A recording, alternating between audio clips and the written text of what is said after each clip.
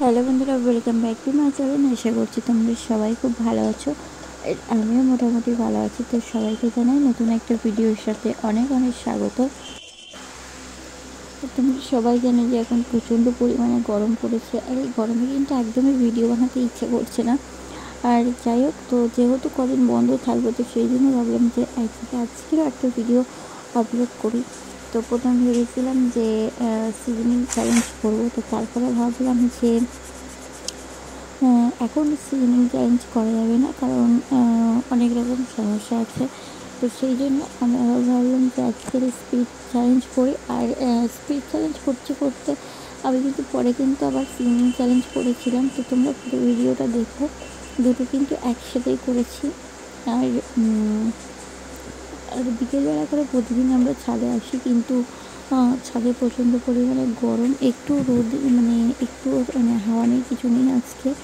আর খুবই গরম।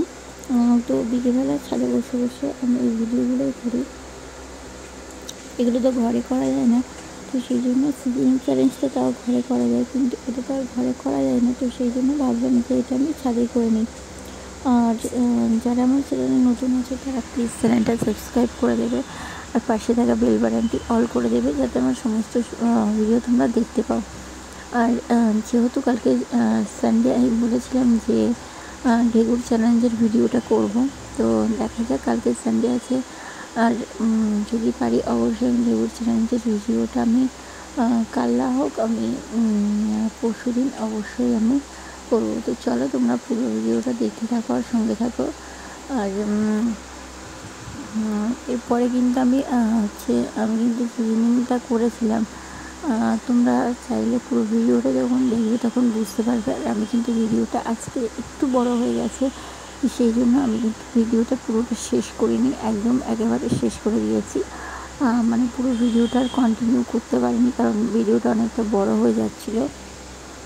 তো সেই জন্য অনেকে বলছে যে রিয়েল হেঁচকি করতে, যখন আমি হেঁচকির ভিডিও করছি তখনও বলছো যে রিয়েল হেঁচকির ভিডিও করতে, কিন্তু আমি যে হেঁচকির ভিডিওটা করি ওটা কিন্তু রিয়েল হেঁচকি হয়।